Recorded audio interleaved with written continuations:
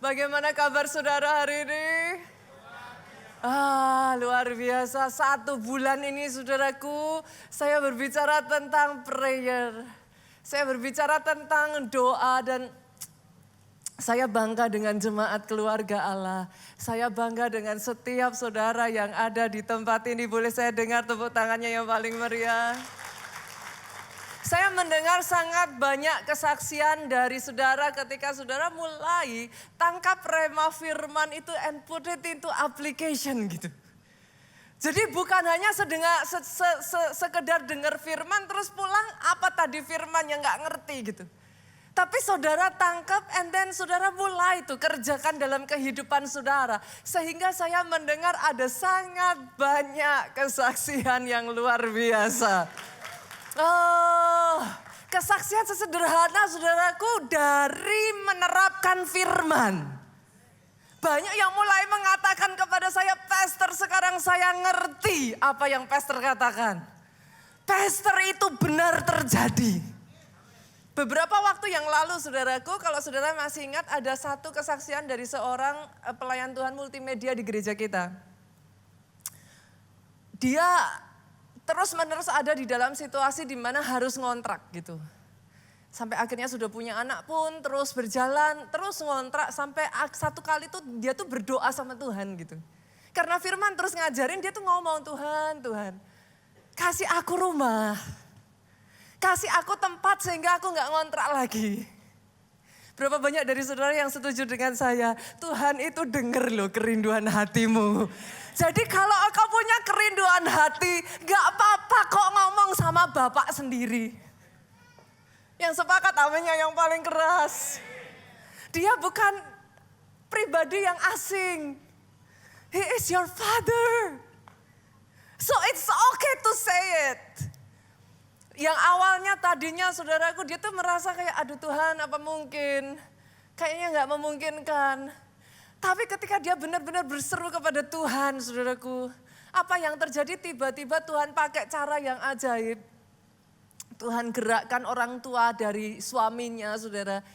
Apa yang tidak terpikirkan sebelumnya, Tuhan bukakan jalan, saudaraku, sampai akhirnya punya rumah sendiri. Bukan cuman punya rumah sendiri, malah ditambah lagi, saudaraku. Setelah punya rumah sendiri, disediain motornya. Jadi itu sesuatu yang ajaib. Gak berapa lama hebatnya saudara. Katakan kiri kanan, come on, kesaksian itu menular. Benar. Setelah dia dengar ada satu juga pelayan Tuhan multimedia di gereja kita dengar kesaksian yang dikatakan. Orang ini ngomong. Seragamnya sama. Nah, kalau dia bisa ngalami, somehow imannya nyampe saudaraku. Saya juga pakai seragam yang sama, masa saya nggak bisa ngalami. Dia tangkap itu dan dia berseru kepada Tuhan. Ajaibnya nggak berapa lama kemudian, apa yang dialami pelayan Tuhan media kita ini menular saudaraku. Dia sedang berdoa untuk punya mobil. Bukan 1 orang, 2 orang, entah bagaimana saudaraku. Bisa ada 2 orang yang nawarin dia untuk kasih mobil.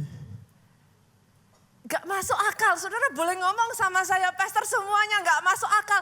I know. Sebagai orang Kristen, biasakan saudaraku, berjalan bersama dengan Tuhan, memang seringkali gak masuk akal.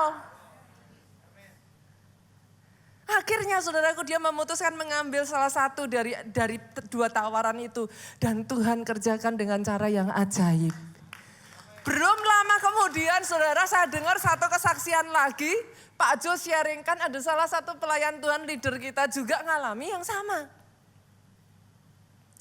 Dia itu sudah waktu kontraknya udah habis. Dia nggak punya ini saudaraku karena kontrakan yang diperpanjang itu dikasih harganya naik sekali Bu. Jadi kayak nggak bisa nerusin gitu. Dia sedih sekali Tapi lewat itu semua dia ingat dia tuh udah punya tanah. Dia udah punya tanah tapi dia nggak ada dananya untuk ngebangun gitu. Dia ingat dia punya bibi saudaraku yang ada di Amerika. Dia tawarkanlah saudara, dia bawa di dalam doa, dia tawarkanlah proposal ke bibinya itu mau nggak kerjasama gitu. Tempat itu nantinya dibangun untuk usaha kerjasama, masuk invest kayak gitu. Ngobrol, instead of bibinya itu oke atau enggak, bibinya tanya emangnya habisnya berapa? Loh, enggak, saya tuh nawarin untuk kerjasama. Enggak, saya tanya habisnya berapa? Dia sebut satu angka, saudara. Oke, bibinya bilang, habisnya segitu ya. Jangan bilang tambah lagi loh ya.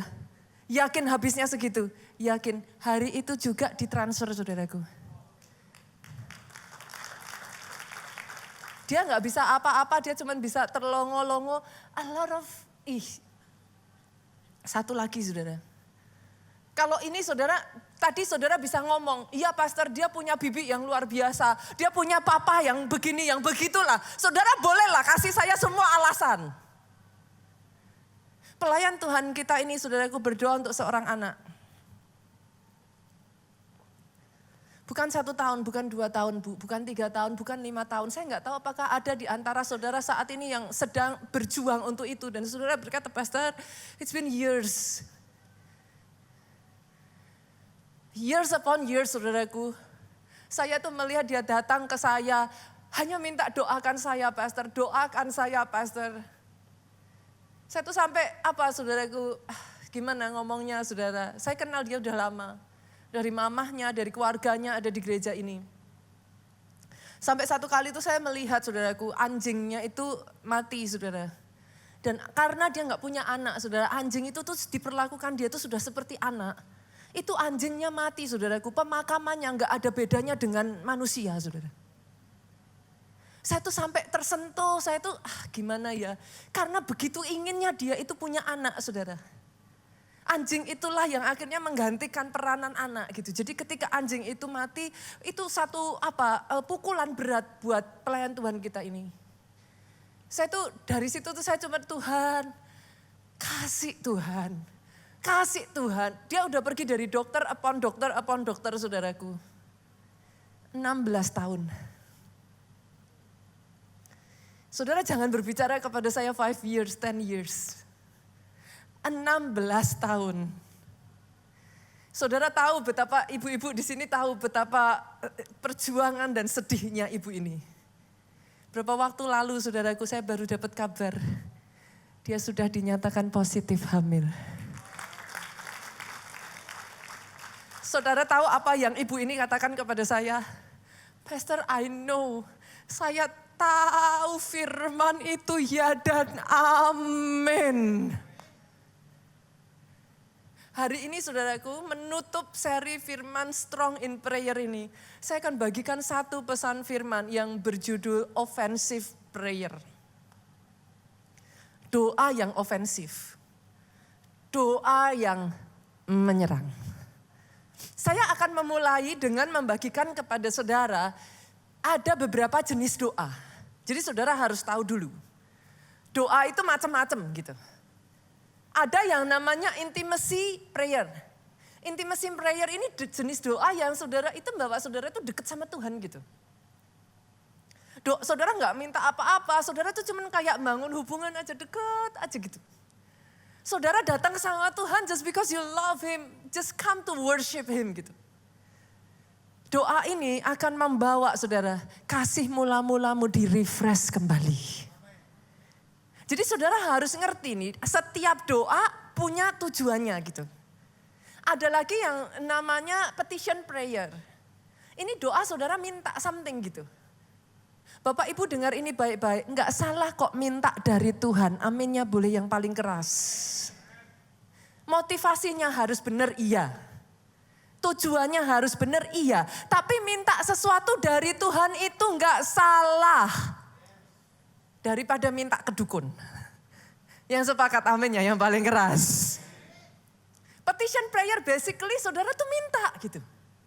Dari doa saudara minta apa yang jadi kerinduan hati saudara. Itu petition prayer. Yang ketiga ada yang namanya intercessory prayer. Jadi saudara harus tahu ya saudaraku. Intercessory prayer itu gini, saudara bersyafaat. Can be for, kayak bisa jadi saudara bersyafaat untuk orang yang saudara kasihi.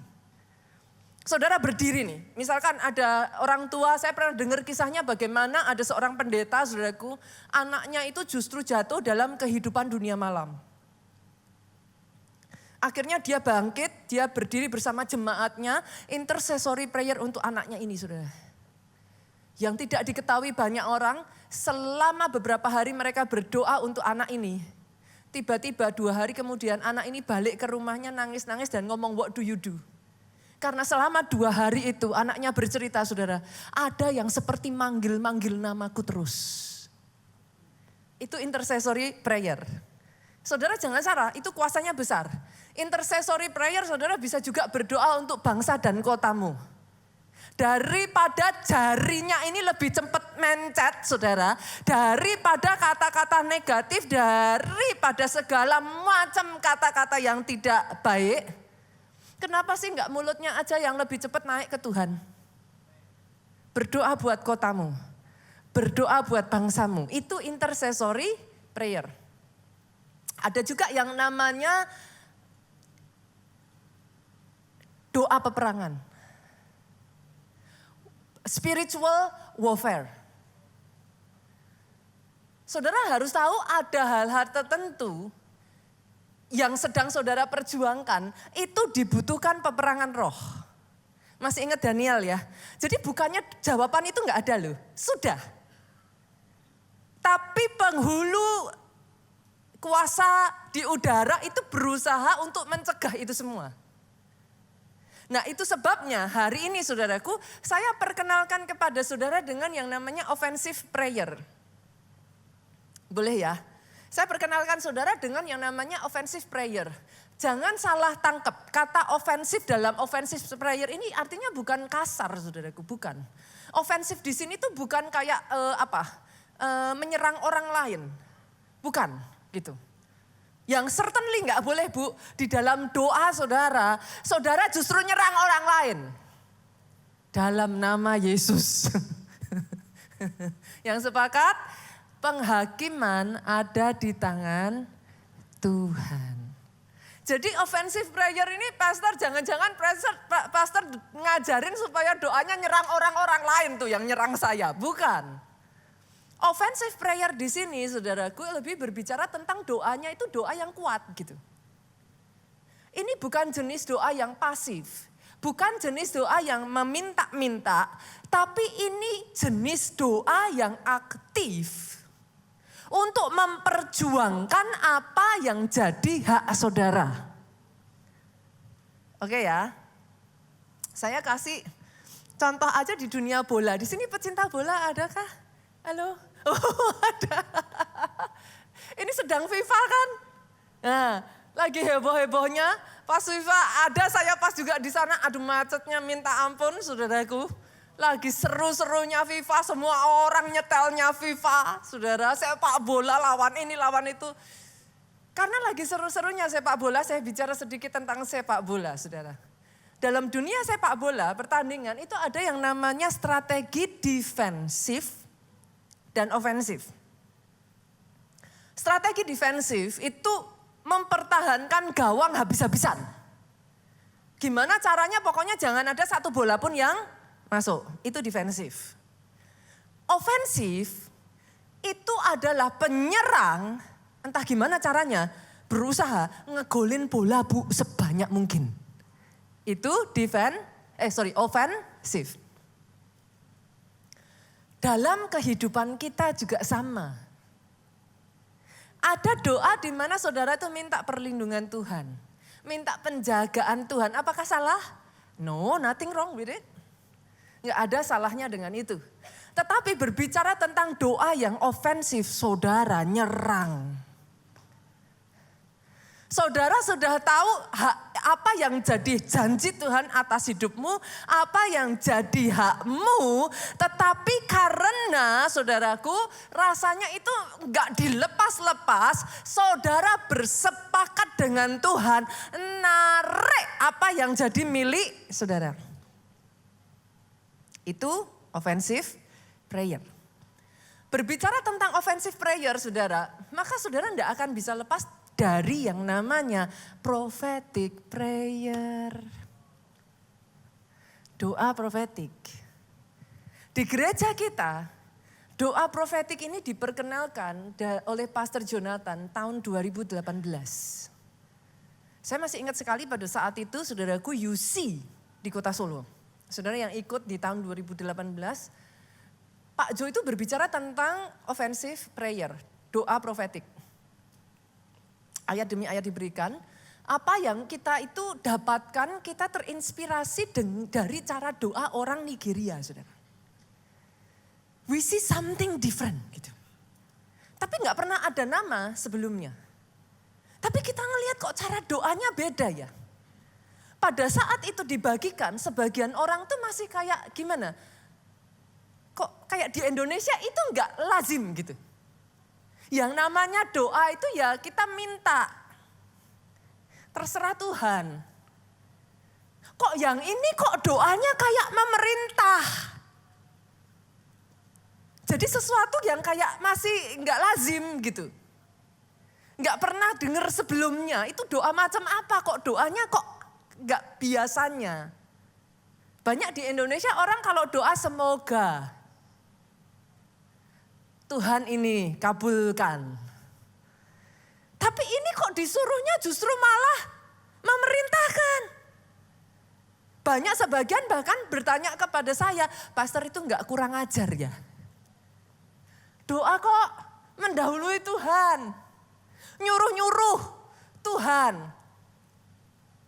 Tapi saya melihat sesuatu yang ajaib terjadi saudaraku.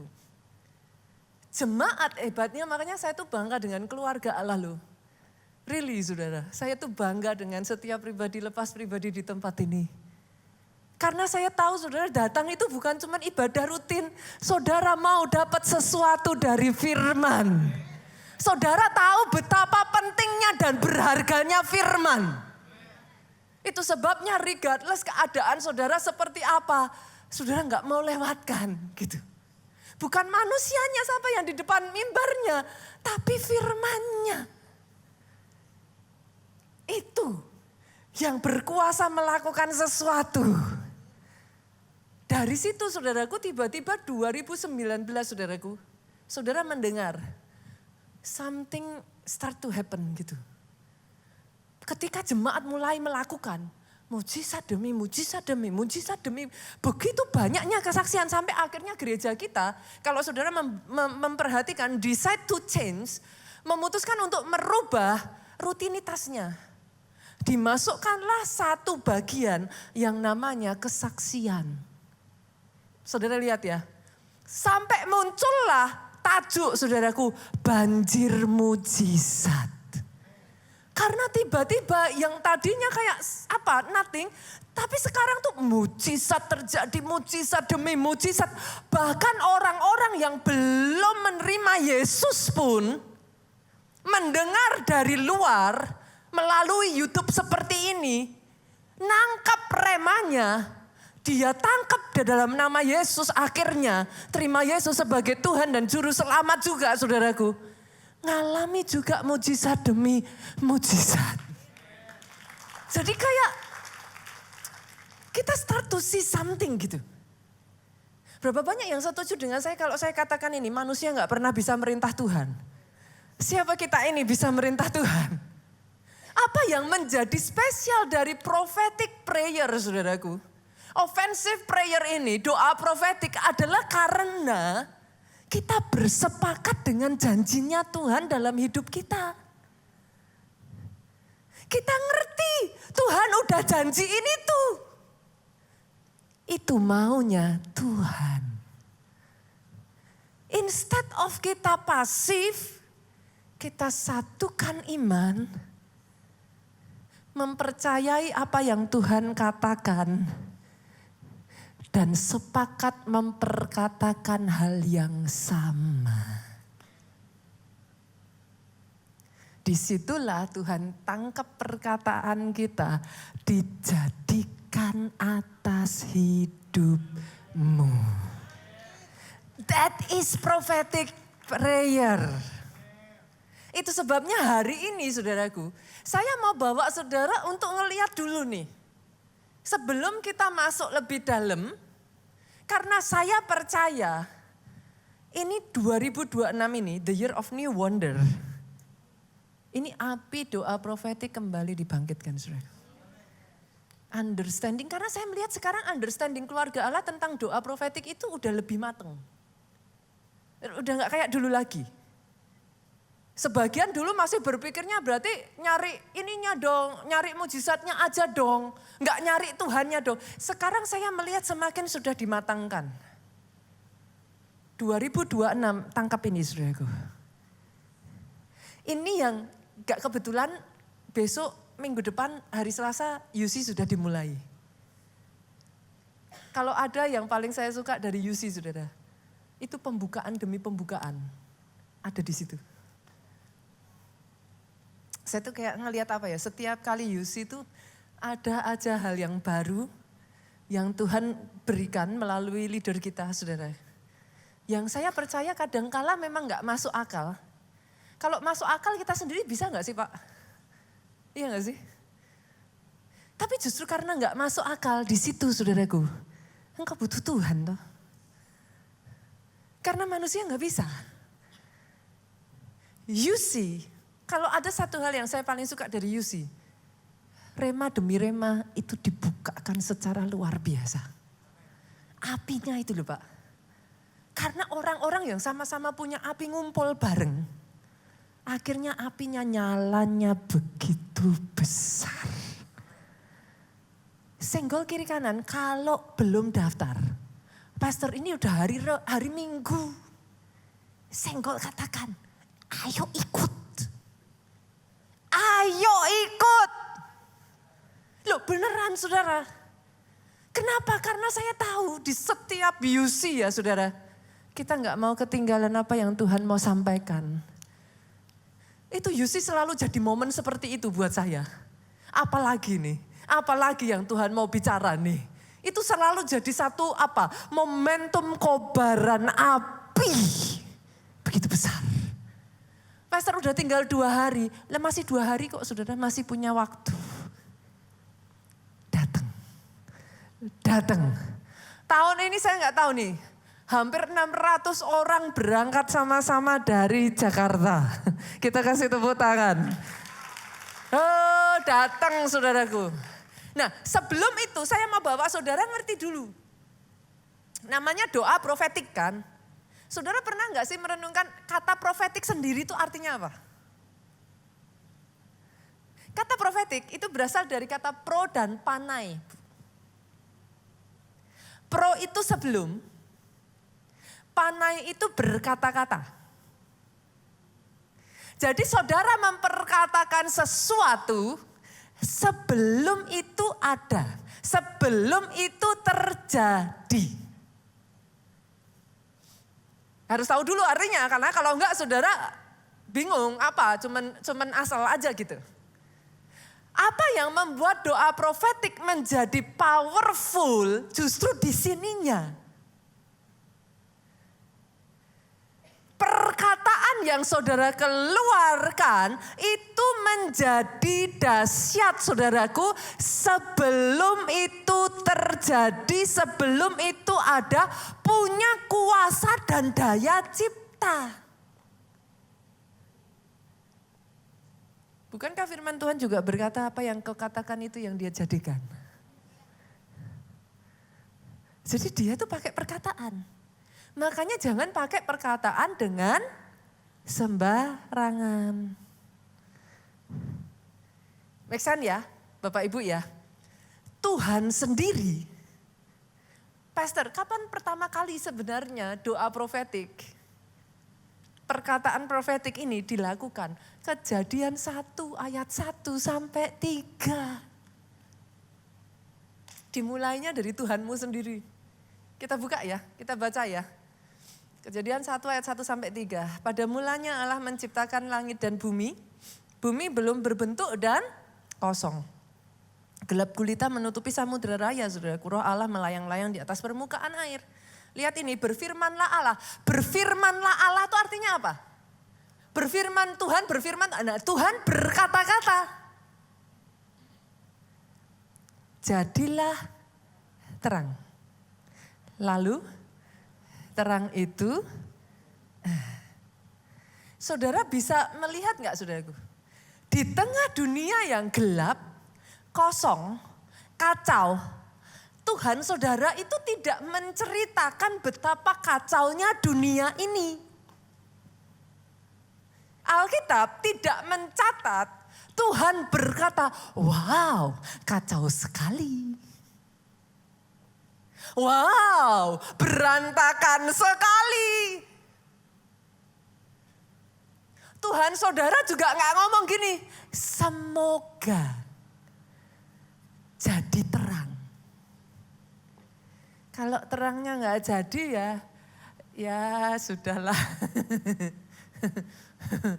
Tuhan gak ngomong gitu. Hanya saja kadangkala tuh kita baca tapi lewat gitu. Padahal prinsipnya udah dikasih. Di tengah situasi yang kacau, di tengah keadaan yang gelap, semua masih kosong itu, Tuhan mau berkata, selama 6 hari penciptaan saudara, Tuhan pakai perkataannya Pak untuk merubah realita. Every single day dia ngomong.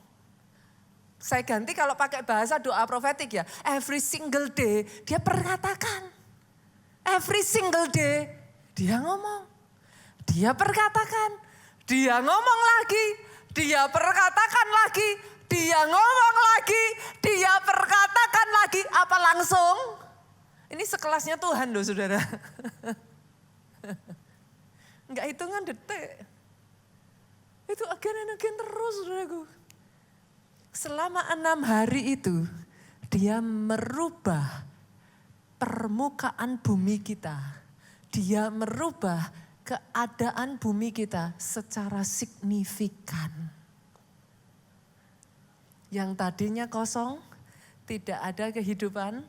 Yang tadinya gelap gulita dirubah jadi seperti yang saudara lihat hari ini. Izinkan saya mengajak saudara semua di tempat ini. Kalau saat ini kehidupanmu masih kacau balau. Kalau saat ini dompetmu, keuanganmu masih kosong. Masa depanmu masih gelap gulita. Daripada mengatakan betapa parahnya keadaan itu, stop wasting your time. Why don't you create? Mulai ciptakan dengan perkataanmu. Engkau mulai bersepakat dengan Tuhanmu. How does it work saudaraku? Engkau mulai bersepakat dengan Tuhanmu. Tuhanku ngomong apa? Tuhanmu ngomong, rancangan yang aku punya atasmu adalah rancangan yang mendatangkan kebaikan dan hari depan yang penuh dengan harapan. Why don't you start saying it? Rancangan Tuhan gak jelek kok atas hidupku. Tuhanku punya rancangan yang dahsyat kok. Tuhanku punya hari depan yang penuh harapan atas hidupku. Hidupku punya pengharapan. Boleh Bapak Ibu? Boleh ya? Hari ini saya ingin mengajak saudara untuk bisa melihat saudaraku di dalam doa profetik. Mulai mengenal cara kerjanya doa profetik. Boleh ya? Boleh ya? Dua hal saya bagikan dulu. Yang pertama saudaraku, cara kerja doa profetik itu simple. Saudara bukan berbicara tentang situasi, tapi berbicara kepada situasi. Ini membawa perbedaan yang begitu besar, saudara. Berbicara kepada situasi. Yesus sendiri ngajar. Yuk kita lihat ya, kita buka ya saudaraku. Markus 11 ayatnya yang ke-23. Aku berkata kepadamu, sesungguhnya barang siapa berkata kepada gunung ini. Perhatikan saudara, ini ayat sangat penting sekali. Kenapa? Ayat ini adalah cara Yesus mengajar bagaimana merubah situasimu. Saya nggak tahu situasi yang kau hadapi seperti apa. Gunung itu berbicara tentang situasi yang mustahil. Gunung itu berbicara sesuatu yang begitu besar yang melampaui kekuatanmu. So I don't know what you experience right now. Tapi Yesus ngajarin. Barang siapa berkata kepada gunung ini, beranjaklah dan tercampaklah ke dalam laut. Diajarin sama Yesus, saudaraku. Kalau ngelihat gunung, jangan cerita betapa gedenya gunung. Karena kalau nggak hati-hati, sangat mudah loh saudara bagi kita tuh apa, gimana, apa. Kita mengasihani diri sendiri gitu jadinya. Saya hidup dari keluarga miskin, pastor seumur hidup keluarga saya miskin, yang saya tahu tentang hidup saya ya memang miskin. Seandainya saya lahir dari keluarga yang seperti orang itu, maka hidup saya nggak akan seperti ini. Saya tidak mengatakan ini seolah-olah pastor kok jahat banget sih gitu. Pastor kok nggak ada empati, no saudara.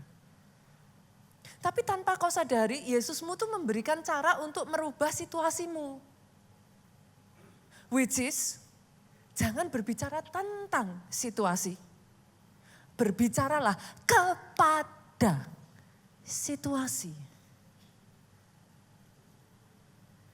Dari situ engkau mulai bisa berkata, segala perkara dapat ku tanggung di dalam Dia yang memberi kekuatan. Tiba-tiba bisa ngerasain gak saudara? Semangatnya bangkit. Kalau saudara terus menceritakan betapa menderitanya saudara, memangnya dapat apa dari situ? Orang hanya akan mengatakan, kasihan ya. Terus kalau dikasihani apa dapat apa saudara? Tapi ketika saudara bersepakat, Yesus itu ngomong sama gunungmu. Disuruh ngomong apa? Apa? Beranjaklah dan tercampaklah, asal tidak bimbang hatinya, tetapi percaya bahwa yang dikatakannya itu akan terjadi, maka hal itu terjadi baginya. Oh, kalau mau tepuk tangan yang paling meriah, saudara. Saudara tahu nggak ketika saudara bertepuk tangan, saudara sedang membangun atmosfer. Gitu. Saudara tidak bertepuk tangan kalau sedang sedih. Orang gila tepuk tangan sedang sedih, saudara. Tepuk tangan meriah, saudaraku, itu terjadi ketika ada pemain bola ngegolin. See? Di situ semangat. Dengar firman perlu semangat. Kalau enggak ngantuk, firmannya dicuri, sebelum masuk sudah mental. Yang sepakat katakan amin. Makanya di keluarga Allah, saya suka ngomong ayo kalau tepuk tangan yang meriah. Bukan supaya ditepuk tangani pendetanya, enggak. Supaya jemaatnya antusias. Supaya apinya dinyalakan. Yang ngantuk mau ketiduran, bangun. Apa? Udah selesai. Mau nggak mau firmannya masuk. Oke ya, satu dulu ya. Yang kedua, doa profetik itu bukan doa yang meminta minta, saudaraku, tetapi doa yang menciptakan dengan menggunakan perkataan. Ini banyak orang gak sadar ya saudara, tapi again and again Tuhan tuh ngajarin. Ini kali ini Tuhan ngajarin Musa saudara, Keluaran 14 ayat 15 sampai 16. Nanti saya jelaskan kepada saudara. Berfirmanlah Tuhan kepada Musa, mengapakah engkau berseru-seru demikian kepadaku? Katakan kepada orang Israel supaya mereka berangkat. Dan engkau angkat tongkatmu, ulurkan tanganmu ke atas laut dan belahlah airnya. Sehingga orang Israel akan berjalan dari tengah-tengah laut di tempat kering. Saya jelaskan kepada saudara situasinya ya, jadi saudara nanti bisa nangkep. Ceritanya saudara, Musa tuh sedang ada dalam keadaan terjepit. Maju salah, di depannya laut. Mundur salah, di belakangnya pasukan Firaun. Di tengah keadaan yang terjepit itu, Alkitab mencatat, berserulah Musa kepada Tuhan. Yang tadi saudara baca. Lucunya Musa berseru tapi Tuhan ngomong, mengapakah engkau berseru-seru demikian kepadaku? Pertanyaan kan jadi gini Pak, emangnya berseru-seru itu salah? Enggak loh, doa berseru-seru itu enggak salah Bapak Ibu, jangan salah tangkap ya. Berseru-seru itu enggak salah, tapi seolah-olah Tuhan tuh kayak negur Musa. Kamu ngapain? Seolah-olah tuh Tuhan kayak ngomong, no, bukan begitu caranya. Kenapa kamu berseru-seru ke aku? Tuhan ngomong, suruhlah bangsa Israel, angkat tongkatmu, ulurkan tanganmu. Diajarin sama Tuhan, jangan minta-minta lagi. Ini enggak waktunya kamu minta-minta, it is granted, it is given. Janji itu udah aku kasih. Ini waktunya kamu ofensif, ambil yang memang jadi janjimu. Pakai perkataanmu, create your life.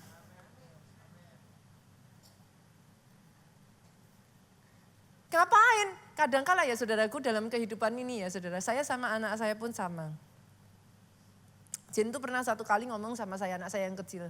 Mama boleh gak saya itu juga gak ngerti saudaraku. Buat saudara yang hobi squishy, katanya lagi heboh namanya Nido saudara.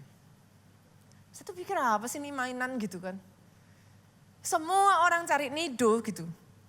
Sampai akhirnya Jen tuh ngomong sama saya, Mom boleh gak aku beli Nido gitu. Saya udah bilang oke, boleh. Tengah perjalanan dia tanya lagi, Mom boleh gak aku minta Nido? Boleh Jen. Tengah perjalanan dia tanya lagi, Mom aku minta Nido boleh gak? Saya saking jengkel saya bilang, Mom tadi udah bilang boleh. Sekali lagi kamu tanya, Mom akan berubah pikiran. Lah habisnya orang udah bilang boleh kok. Make sense? Tuhan itu udah ngasih. Bagianmu untuk ngambil itu. Bukan lagi minta-minta lagi, udah dikasih. Cari waktu yang harus dilakukan, ajak saya cari, temukan nih Nidonya Mom, beliin. Beres. Yang nangkap katakan amin. Nah, itu merubah banyak hal. Saya sering ngomong, bukan saya mengatakan nggak boleh semoga saudara. No. Makanya saudara harus tahu caranya bagaimana mengaplikasikan doa profetik ini. Saya bagikan 3 hal boleh ya? Saya bagikan ya, gimana cara mengaplikasikannya. Yang pertama saudaraku, gimana mempraktekannya. Mulai dengan membangun keintiman dengan Roh Kudus. Pastor kok balik-balik itu lagi. Ini poin nomor 1 ini saudara skip. Habis semuanya. Skip aja nih nomor 1 nih. Banyak orang salah berpikir bahwa doa profetik saudara itu hanya asal ngomong. No. Kenapa doa profetik itu menjadi sangat powerful, saudaraku? Itu bukan karena saudara, doa profetik itu bukan dari keserakahanmu. Doa profetik menjadi powerful because you have the intimacy with the Holy Spirit. Kok jadi gitu? Kenapa, Pastor? Karena ketika engkau punya intimasinya, kata-katamu jadi berkuasa bukan karena kita yang ngomong, karena Roh Kudusnya tinggal di dalam kita. Makanya saya bilang yang ini saudara skip, habis. Banyak orang berpikir yang hebat kitanya. Semua kesaksian yang keluar dari gereja ini bukan karena saya sebagai pengkhotbah, bukan karena si A, si B, si C di atas mimbar. Kita ini hanya alat yang dipakai Tuhan membukakan apa yang tadinya saudara mungkin belum pernah terpikir sebelumnya. Kita dipakai Tuhan. But it's up to you. Saudara tangkap rema itu, mulai lakukanlah dalam kehidupanmu, tinggallah dekat dengan Roh Kudus. Ini.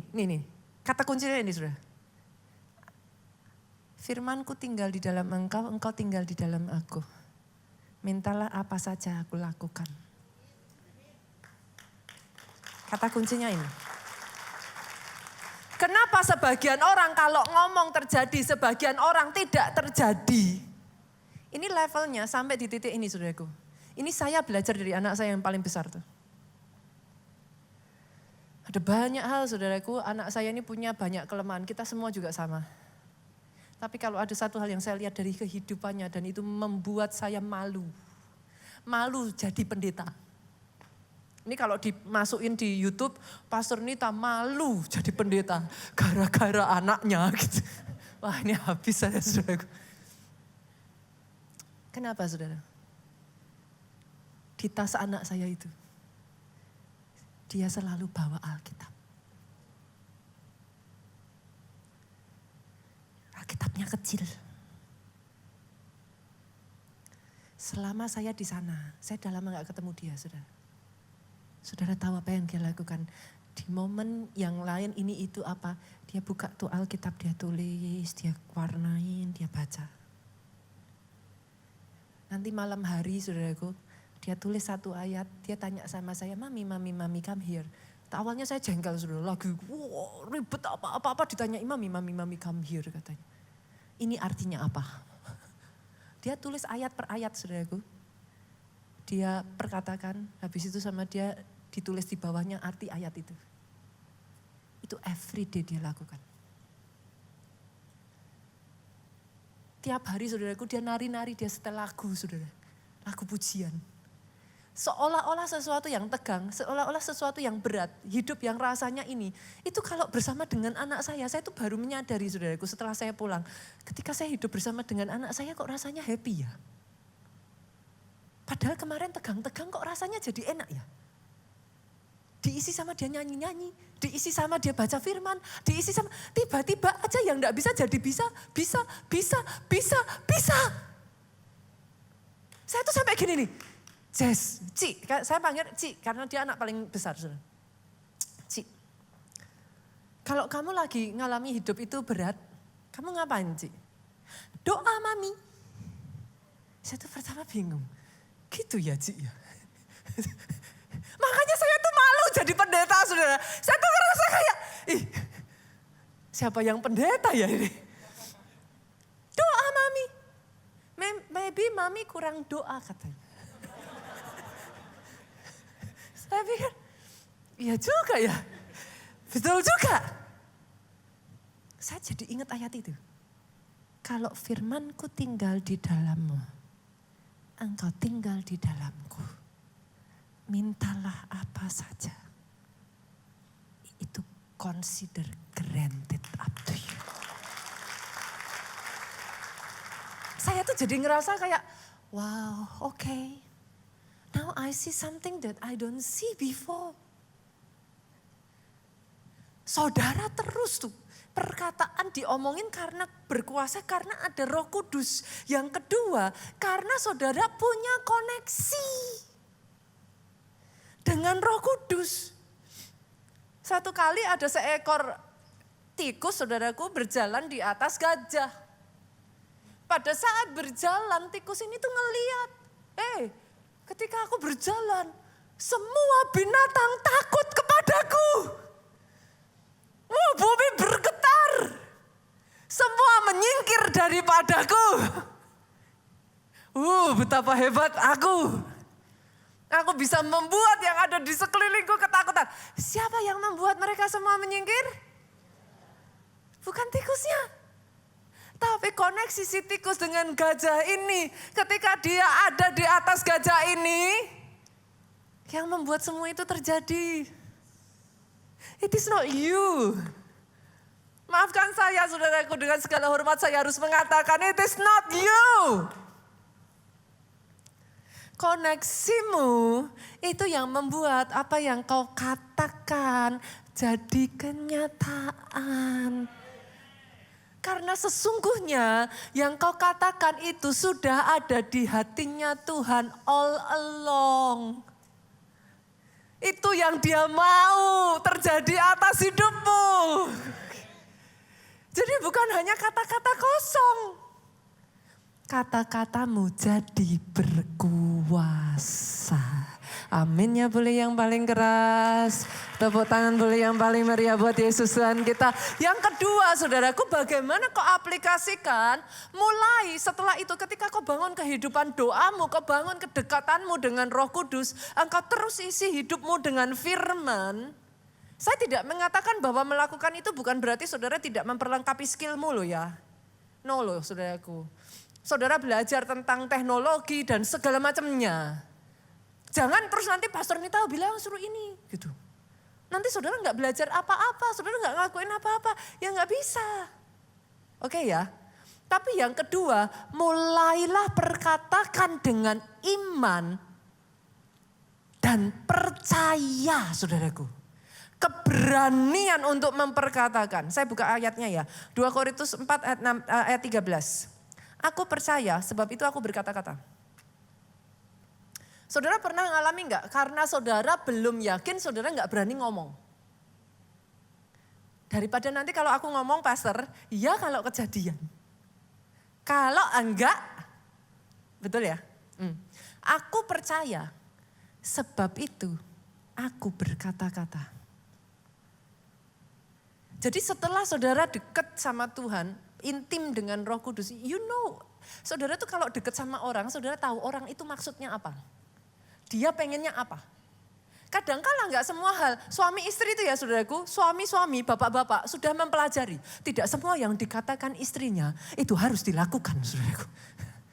Kadang-kala istri ngomong apa, maksudnya apa. Ibu-ibu katakan amin yang paling keras. Ibu-ibu bilang gini, nggak usah Pak, nggak usah dijemput, nggak usah dijemput, nggak apa-apa. Nanti nggak dijemput beneran. Tapi kenapa suami ngerti? Terus bilang, udah Ma, Papa sayang Mama kok, Papa jemput. Tahu, nanti kalau nggak dijemput, perang dunia ketiga. Make sense, Bapak Ibu? Itu terjadi karena pengenalan tadi.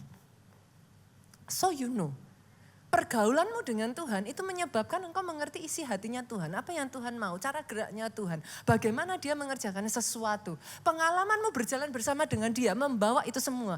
Tapi setelah itu saudaraku, perkatakanlah dengan iman dan berani.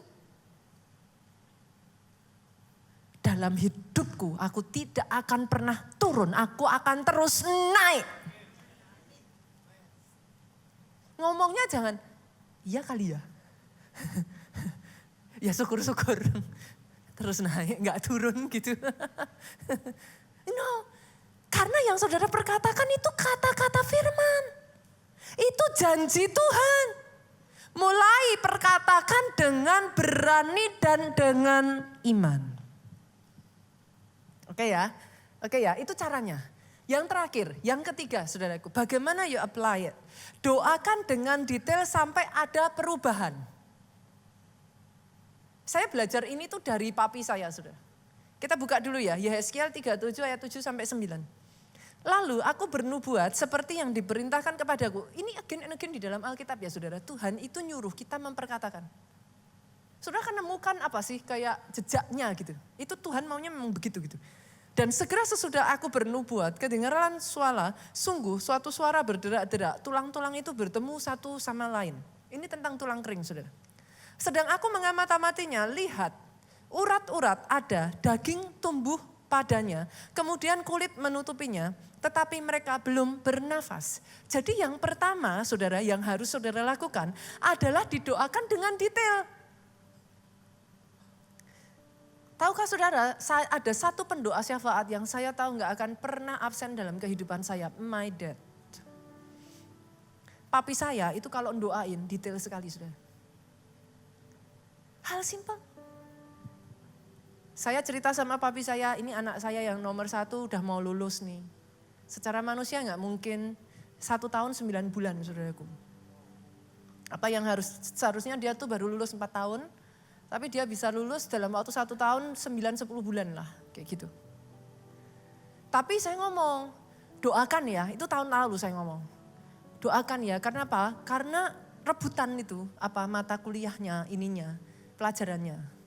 Karena besar sekolahnya sudah aku rebutan. Di atas kertas bisa, tapi kalau sampai nggak dapet kan ya harus nunggu tahun berikutnya lagi gitu. Tolong doakan ya, saudara tahu nggak? Papi saya every single night akan bawa itu disebutin satu-satu saudaraku. Supaya dapat ininya, supaya begini, supaya begini, supaya begini. Yang kedua, papi saya tidak akan berhenti sebelum itu terjadi. I learned this a lot from my dad. Berapa waktu yang lalu saya baru aja saudaraku, pengasuh anak-anak saya itu sudah ikut saya hampir, ya adalah kali 9 tahun gitu. Karena dia mau membangun kehidupannya saudaraku, dia izin sama saya. Dia ngomong, ibu kapanpun butuh saya ngomong. Saya enggak ini kok, tapi emang sudah harus bangun kehidupan keluarga di kampung gitu. Karena kita sudah deket ya saudaraku, 9 tahun tuh bukan waktu yang pendek gitu. Cukup berat gitu. Ngelepas dia gitu. Hubungan sudah baik, udah kayak keluarga sendiri gitu. Saudara tahu tiap malam papi saya mendoakan itu disebut satu-satu.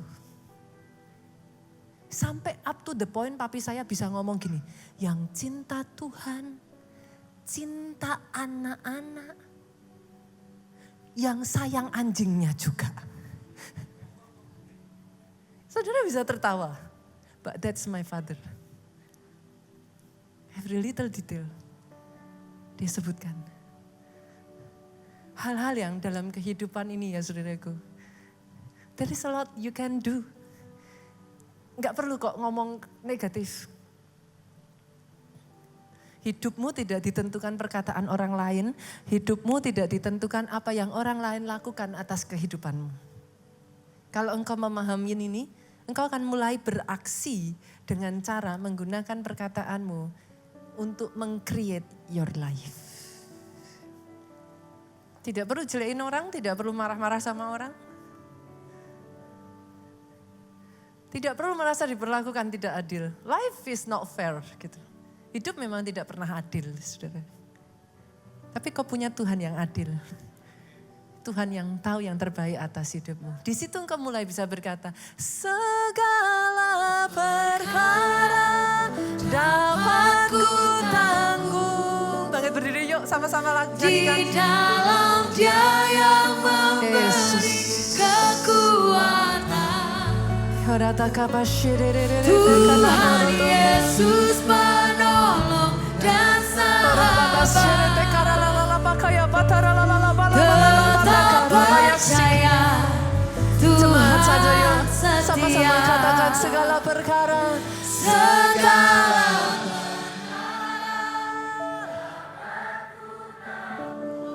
Yesus Tuhan di dalamnya yang memberi hidupmu berubah, saudaraku.